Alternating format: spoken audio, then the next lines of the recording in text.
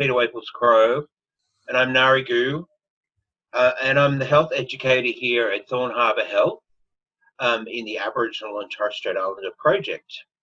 I'm also a practicing artist, and I'm having a yarn today with two amazing curators of Indigenous art at the National Gallery of Victoria. Before I introduce Miles and Hannah, I want to acknowledge the traditional owners of the land that I'm zooming in from, which is the shared country of the Wurundjeri and Bunurong people of the Kulin Nation, and I want to pay my respects to their elders past, present and emerging. I would like to extend that out to all the countries we find ourselves on today, and I want to acknowledge any Aboriginal and Torres Strait Islander people who are joining us today. I would also like to remind people that sovereignty was never ceded. My guests today are both curators at the National Gallery of Victoria in Indigenous art. So I think they're more than qualified to have a yarn about all things Aboriginal and Torres Strait Islander art. I will use the word Indigenous and Aboriginal interchangeably, but we're really talking about the art of the two Indigenous peoples of Australia, the Aboriginal people and the Torres Strait Islander people. Hi, Hannah and Miles. Welcome to Thorn Harbour Health's Aboriginal Art Yarn. Thanks so much for having me. Can we start by, I'm going to get you to introduce yourselves and sort of tell us about your role at the National Gallery of Victoria, and maybe you could even talk about how it sort of changed during the COVID pandemic, which we're still in at the moment and under lockdown here in Melbourne. No worries. Who would like to go first? I'm happy to go first. So, yeah, I'll also acknowledge and pay respects to the Aboriginal community whose land I am on, which is also the Wurundjeri and the Bunurong people of Naarm in Melbourne. And I have been living in Melbourne my whole life. I grew up here on Kulin lands with the Kuru community, but my Aboriginal great-great-grandmother was born in a tin hut on the edge of the desert on Wotjobaluk land. And so I'm very proud of all parts of my heritage, which includes Aboriginal as well as English and German and Irish and a lot of things, I'm sure. And yes, I'm also gay and I'm male. So I've been at the NGV for, I think, about 5 years, working as curator of Indigenous art. Before that, I was working at Museum Victoria as a collection manager, and then an assistant curator. And before that, I was at Swinburne University in the Faculty of Design, where I was teaching in history of design, as well as sort of fundamental principles of design, and as well as Indigenous studies. So yeah, I've been at the gallery for 5 years, and very happy to be here. Thanks, Miles. Thanks, Miles. Hi, I'm Hannah Presley. My family come from Pepperminardi in the Northern Territory, but my grandfather was part of the stolen generation, and he was taken to Alice Springs. So I've got a huge family in Alice, and I spent a lot of time up there, but I actually was born and grew up in Melbourne. So it's quite special to be here and to be working at our National Gallery. I've only been at the gallery, I think, just on a year.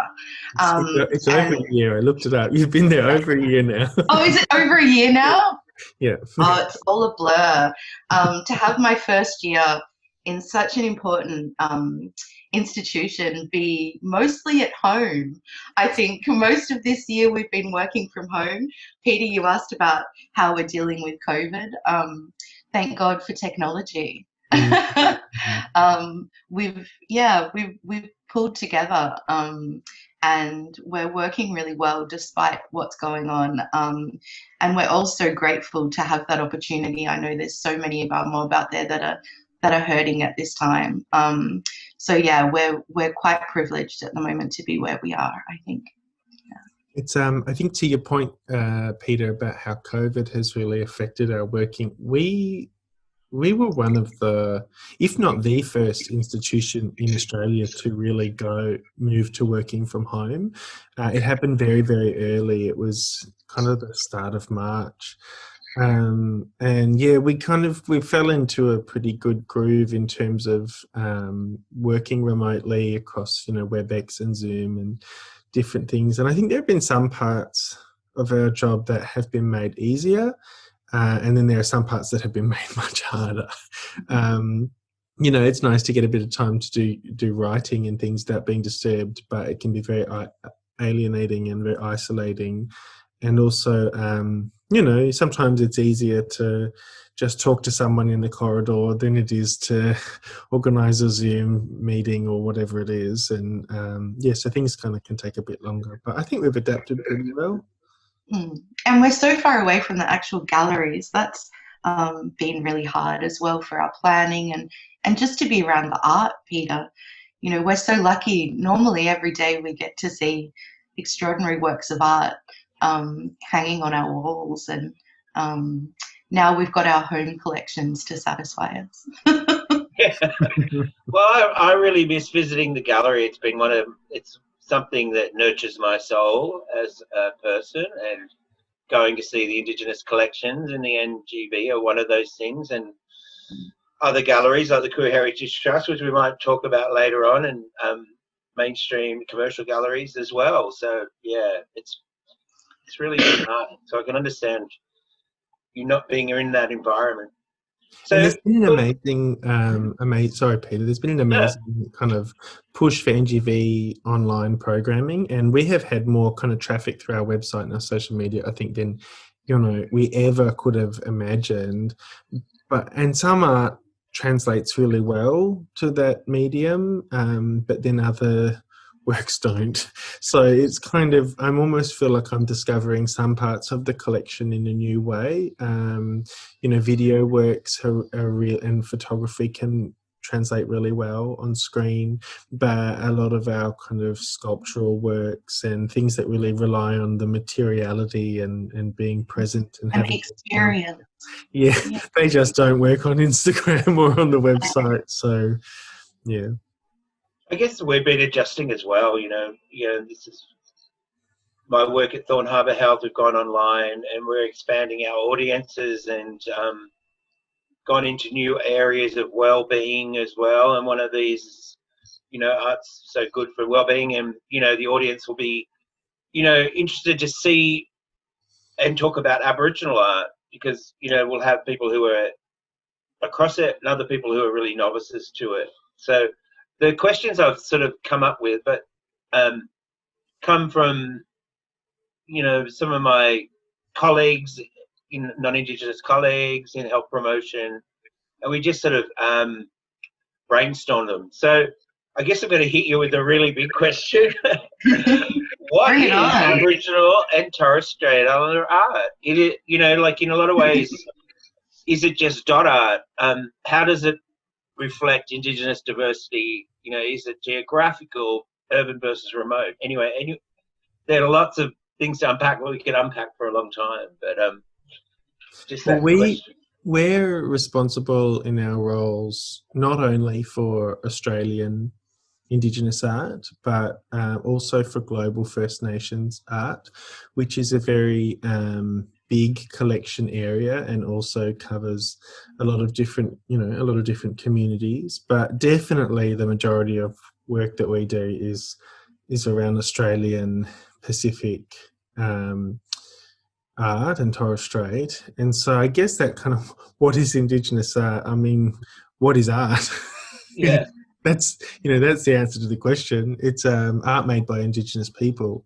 It can be anything. We have a collection that spans from neon to bark to repurposed painted card doors and prints, drawings, photography, video, sound art, performance, you name it, and it's in the collection. We have really an extraordinary collection, and the diversity of what is Indigenous art is very much reflected in that. Yeah, I would agree, Peter. I think it's Aboriginal art has, people like to put it in these little categories, but our artists keep proving that you just can't do that. Artists are, Indigenous artists are artists in their own right. They're expressing things however any other artist does. And you would know this, Peter, as one of our important Koori artists down here. You know, whatever materials artists want to express themselves in, they now have access to. And I think that kind of access has um, changed the possibilities for what Aboriginal art is. And artists are driving that. And as curators, we, like you said, our role is to explain to people what's happening and that it's contemporary art and how it fits in. But yeah, those parameters are really outdated. Um, yeah, there's no color palette that the majority is, you know, stuck in, or you know, we're not stuck making batiks or only working with acrylic on canvas. It's like Miles said, our collection is the perfect kind of example of how diverse making is in this country. Kind of, as curators, it can be quite challenging because, you know, we have specialist curators for works on paper, we have specialist curators for photography and for fashion and textiles, and, you know, within the collection area that Hannah and I are lucky enough to look after, I mean, something like a bark painting, what, you know, what conservator looks after that? Is, you know, is it the painting's conservator? Is it the object's conservator? Is it the person who looks after wood, you know, and furniture? Honestly, it's sort of, it's such a extraordinary breadth to the collection and to what we look at, that often the best thing we can possibly do is just put it back to the community, put it back to the artist. How do you care for your material? How do you want to kind of look after your material?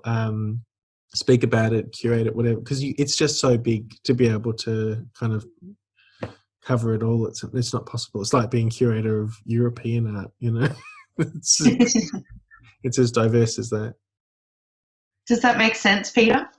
Yeah, no, look, to me it does. You know, but I'm just thinking, people out there, yeah, there's been a lot of, over the years, pigeonholing of Aboriginal art, and you know, we've got to explain that our nations are very diverse and that we're a diverse people. I think sometimes colonisation has made us all one, and you know, brought us to the Aboriginal and Torres Strait Islander people, but we're really all these diverse nations, and that's out of that spawn heaps of art.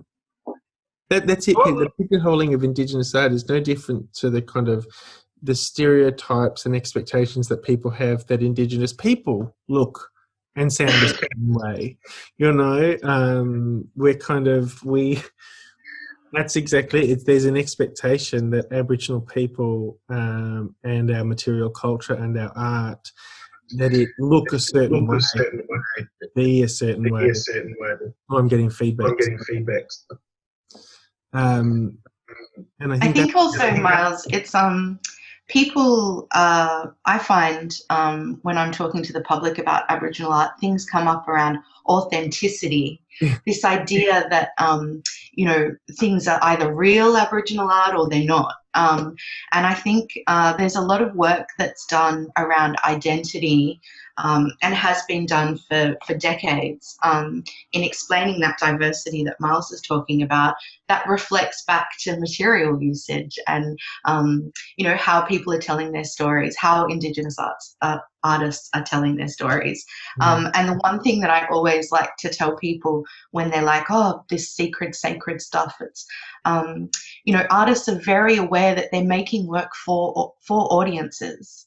You know, they're not careless, you know, carelessly putting things that aren't for audiences on work that's being sold to, you know, galleries around the world and for personal collections. You know, we know what we can say.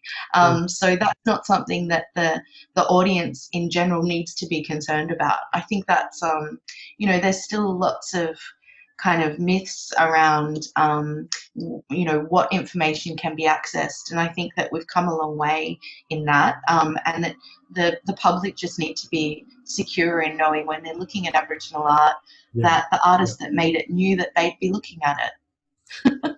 Authenticity is such a big issue, you know, as, you know, it always hangs over. And, you know, people think they can get a certificate of authenticity, and I guess it's it's really important And point. I think that still plays a role in a lot of our arts communities. Certificates of authenticity still exist in a lot of our remote communities, and that is a direct response to dodgy dealings that have happened over the past decades, where people that maybe shouldn't have access to these communities and these important artists are getting access, and that's a safety thing. I think as an industry, we're always working on new ways to talk about that role of authenticity. But I think when it comes to this idea of secret sacred, as curators, but also as artists, that responsibility is understood. People aren't sharing things that they shouldn't be at this, in this day and age. We're really aware of where artists are really aware of where their work is being shown, and that it is for an audience. And so all the layers of meaning and whatever the stories or concepts are behind the work, they're all there to be shared. And artists are getting better and better at explaining that stuff for wider audiences, I think, if that makes sense. Totally. I think I mean, that whole question of authenticity is, I mean, it's just a form of racism, and it's this idea that Indigenous people are somehow at odds with modernity. And to be Indigenous, authentically Indigenous, you must be living in a remote community. You must look a certain way. You must work with a certain material. Art must be on bark, or it must, be with ochre. It's this idea that Aboriginal people somehow aren't able to participate in modernity, and it's just complete rubbish, because of course we know that Aboriginal people look like us. They can look like anybody. They can work with any material. So I think it's actually a form of racism. I agree. So leading on from that, what's the link between art and culture? How would you just, that is art our culture? Culture is art. Yeah, I think sometimes artists can feel a bit trapped by that, but I think generally, most of the artists that we're working with, that's a really important part of, expressing who they are and what their stories are. That comes through in their artwork. We've always been visual people back since the beginning of time, storytellers, performers. This is just an extension of that, I think. Miles, you might have more to say on that.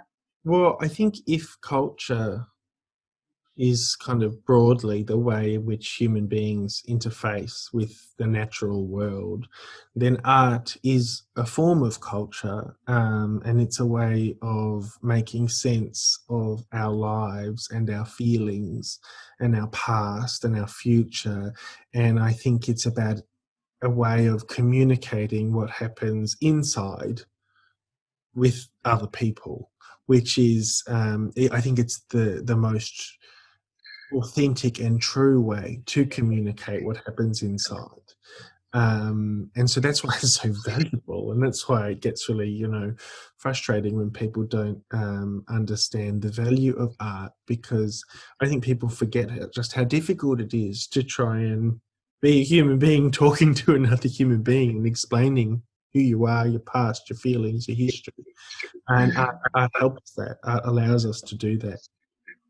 And a lot of our works of art in our collection, Peter, they talk about place in a way that has been,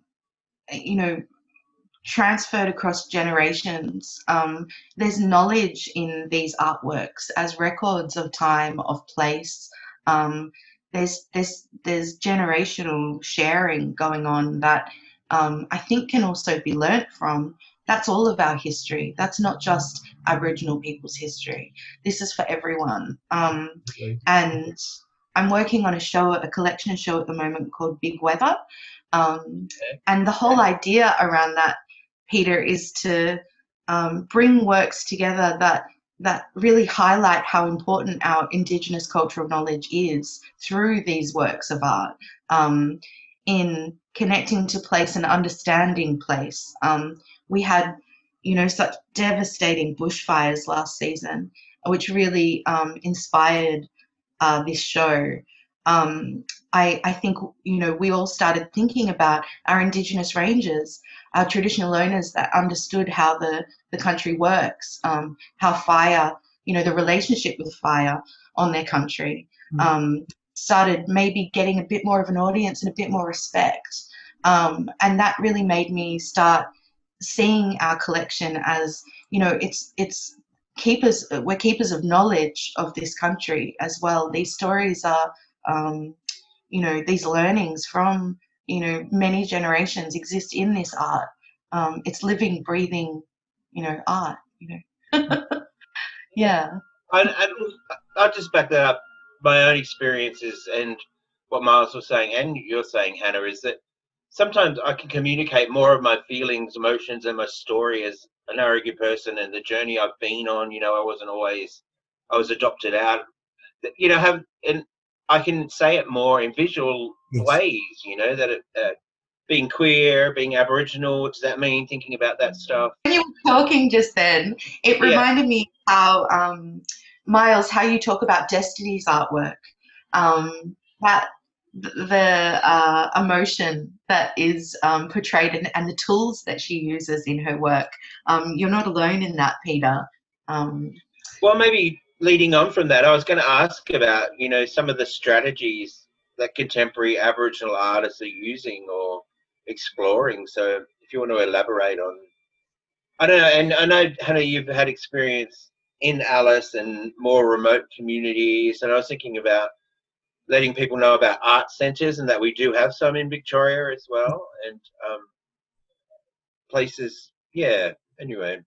Did you want to speak to Destiny, Miles? Sure. Yeah, as an individual artist, I mean, she is very much an interdisciplinary artist who will predominantly works with photography, but she works with installation, video, sculpture, performance, and she is quite remarkable in her ability to kind of pull you in, and then make you feel comfortable, and then use that kind of moment where your guard is down to talk about something that's really quite complicated and quite difficult.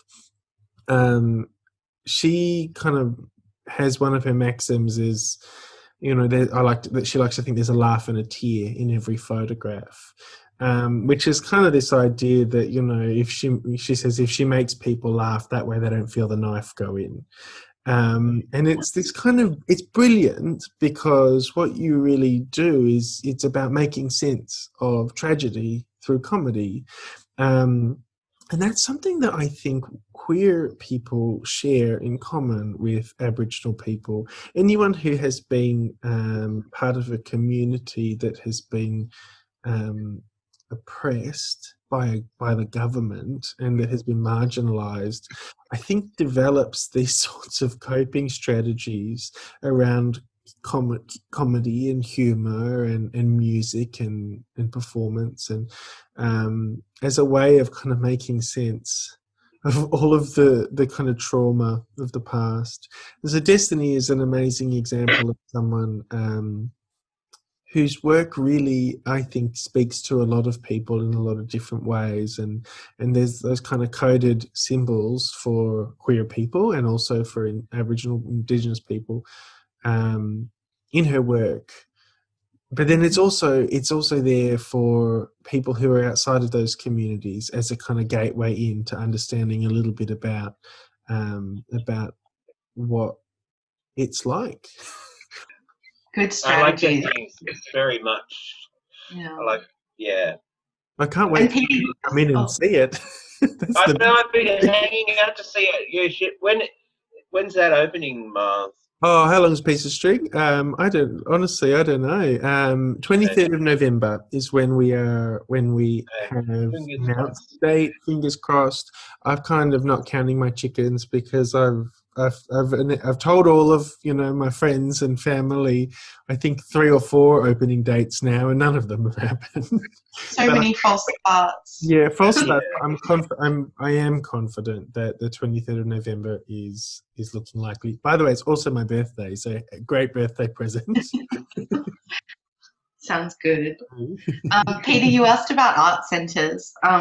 Yeah, Indigenous art centres, remote art centres, they're the heart of a lot of our remote communities. Art centres play a massive role in supporting artists, but also in, lots of different ways in the health and well-being of remote communities. There's some amazing art centre managers out there that support artists to create the work that they want to create, and that speaks back to that idea of artists being able to flourish and play with whatever materials and whatever palette that they want.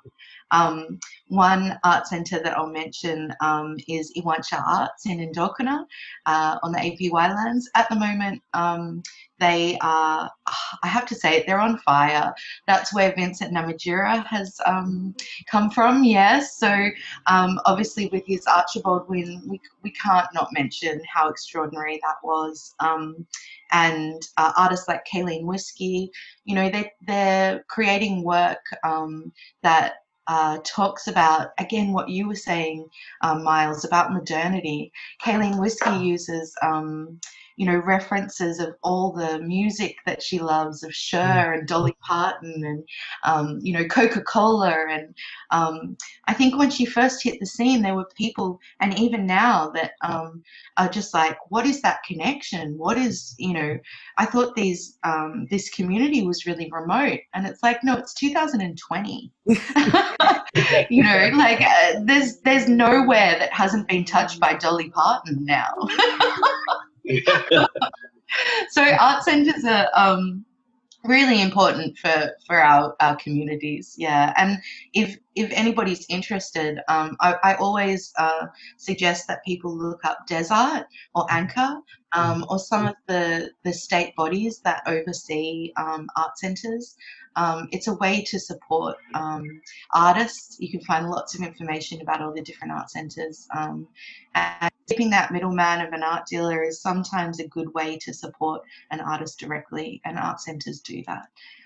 There's lots of different ways to buy and access art, but yeah, supporting art centres is always a good thing. Yeah, I thought I'd mention it. And people just think of art centres as a remote community, but we do have a couple in Victoria as well. Yeah, we do. Important ones. Bullock Arts in Mornington, Gallery Kaila in Shepparton. These are hubs for people in those areas. And yeah, we're really lucky to have that. I think in the Southeast generally, artists work a lot more independently. We're in amongst the community in maybe a different way. We're not in concentrated groups like in more remote areas. So it is unusual to have these art centres down here, but they're doing really well. And again, if you're in the area, support our artists through these art centres. Look these guys up, follow them on social media. It will give you a better understanding of what's really happening out there in Indigenous art, looking at this community-based work. And if you're interested, that's a really good place to start. Thanks, Hannah. Miles, we talked a bit about queer art, but there's a big queer show scheduled for next year at the NGV, and you're a curator on that. And I just wondered, will there be some Aboriginal and Torres Strait Islanders artists showcased in it? And maybe you just want to promote it a bit to the audience here of Thorn Harbour as well, just to keep it, pencil it in their diary. So yeah, we just announced Queer, which is an exhibition for the end of 2021 that is looking at queer stories drawn from the NGV collection. And it really, the genesis for this project was, I'm one of the co-editors of the NGV Art Journal with my colleague Angela Hessen, who's curator of Australian art. And we really it was 2017 when it was the marriage equality debacle, debate, whatever you want to call it. And we wanted to do a queer themed issue of the Art Journal, which is usually about 6 or 7 essays, all connected to one work in the collection. And I suppose it was when we were putting together that issue that we realised there was well more than 6 or 7 stories to be told. There were literally hundreds and hundreds of works in the collection that had queer stories, either in terms of the provenance of the work, the artist, the subject matter, stories that are relevant to the queer community for all different reasons, and that you never find on a label. It's very hard to put everything that is interesting about a work in 100 words on a label. So this felt like a great opportunity to, rather than kind of doing a big queer art show, queer the collection, sort of look at our own collection with a queer lens, and bring out some of those stories that have always been there. They've just been in the shadows. And as queer people, we're used to looking for recognition wherever we can find it, looking for our reflection in galleries, despite it not being on labels. But this is just a great moment, I think, for the gallery to really just have a big queer takeover. And yes, there will absolutely be Aboriginal queer stories in there, as well as First Nations queer stories from around the world. Right. So yeah, Including your work, Peter. I didn't know that was going to be in. oh no, come on. No, working with you over the years, Peter, has been an amazing journey in understanding, the way that Indigenous queer, issues exist in the world, the history of, that being hidden somewhat on purpose by missionaries, and all this complexity that you speak of has been so important to my own understanding, Peter. Working with you on a lightness of spirit, I'd love for you to tell us a bit about your cloak, because I think that really speaks to understanding queer Indigenous art, I think.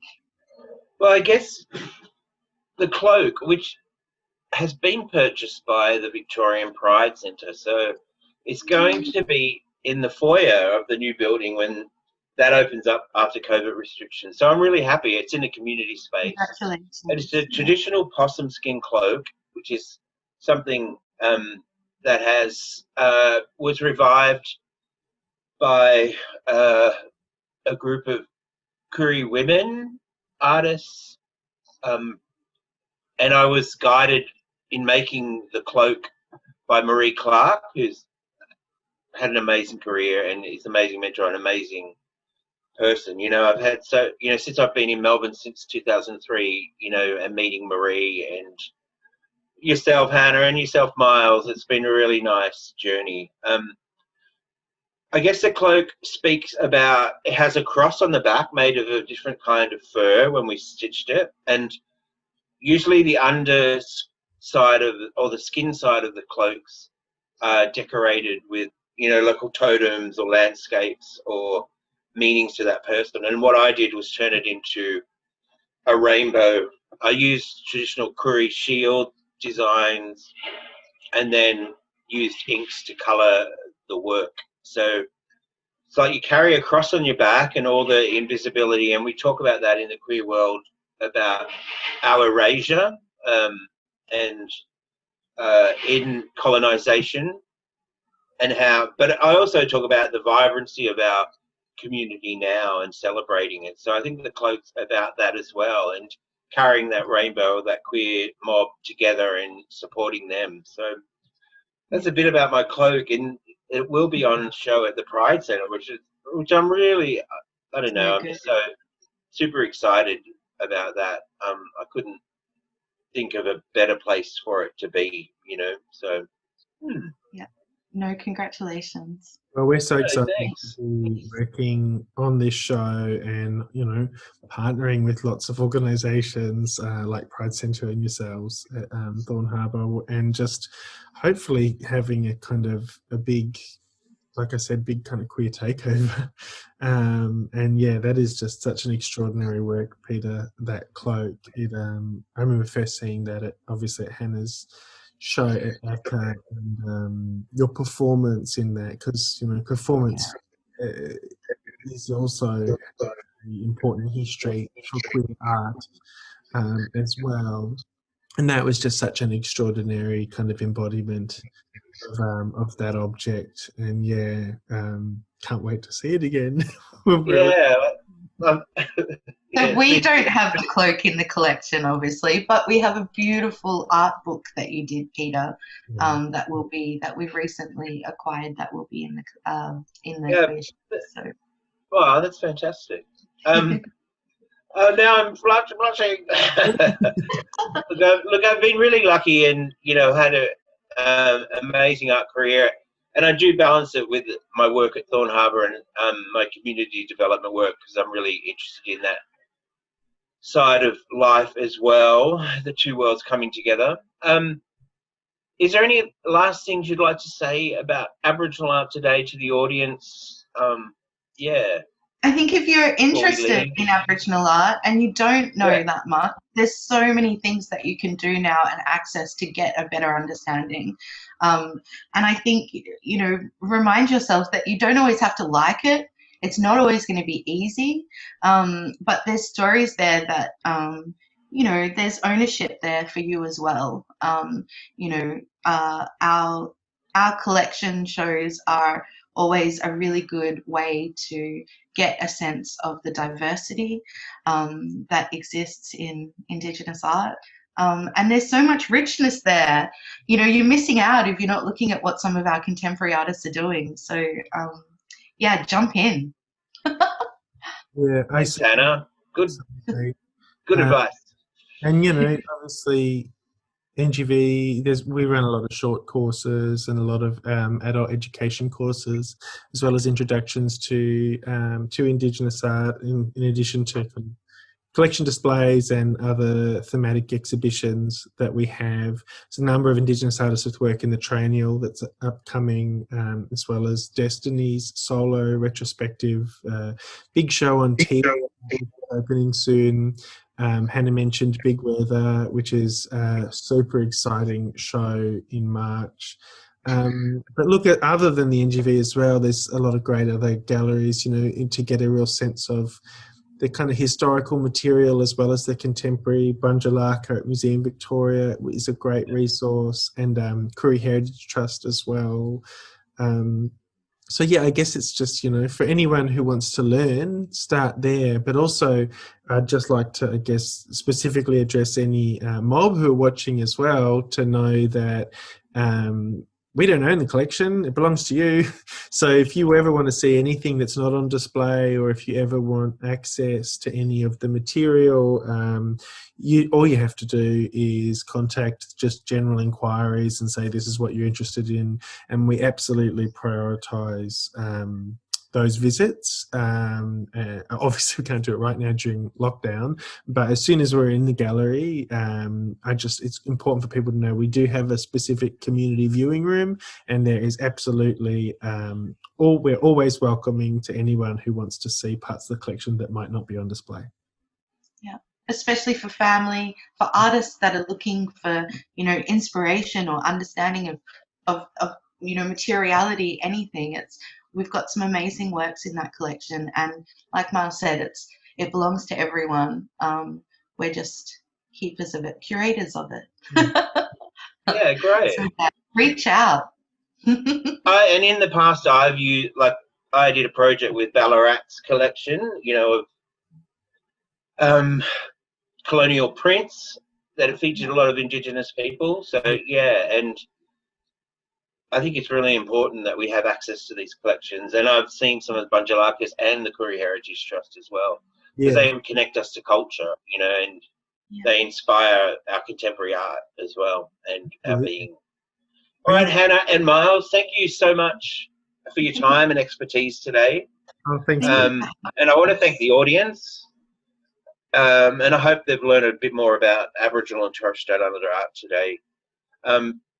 Take care, and thank you, Hannah and Miles. Such a pleasure, Peter. Thank you so much. Thanks. See you, everyone. Bye for now.